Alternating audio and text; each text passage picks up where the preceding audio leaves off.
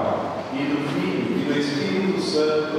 Amém. A graça de nosso Senhor Jesus Cristo, o amor do Pai, e a comunhão do Espírito Santo estejam convosco. Bendito seja Deus, que nos uniu no amor de Deus. Meus irmãos, bom dia. Bom dia, Pai. Eu vejo que é algo muito normal, tem um padre aqui, não falando português, então não é normal. Não é muito normal. Além de ser um padre que fala português, é um padre brasileiro, mais difícil ainda. Eu acho que quando vê um padre brasileiro, acho que ele vai ficar paciente pelas páginas, não quer nem saber da igreja, né? Alguns de todos, assim como eu, ainda somos cristãos, né?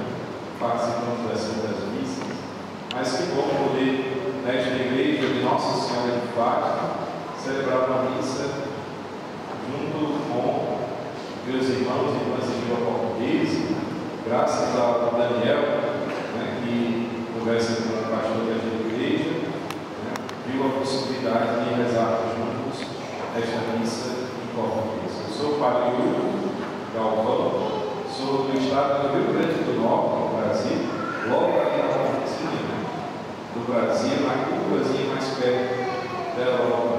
E uma das funções que eu tenho na paróquia, na igreja do Brasil, é capelão dos escoteiros. Então, além de ser ligado paroquial, trabalhar na pastoral carcerária, também sou capelão nacional dos escoteiros do Brasil. Por isso que estou com um lenço escoteiro, um lenço verde, amarelo, azul e branco, não tem nada a ver com a nossa bandeira, tem tudo a ver. Então, que satisfação poder estar neste domingo da Páscoa, celebrar junto convosco esta Santa Missa. Agradeço desde já ao Padre, pastor da igreja, né, e Nossa Senhora de Fátima, por ter disponibilizado a possibilidade de celebrar aqui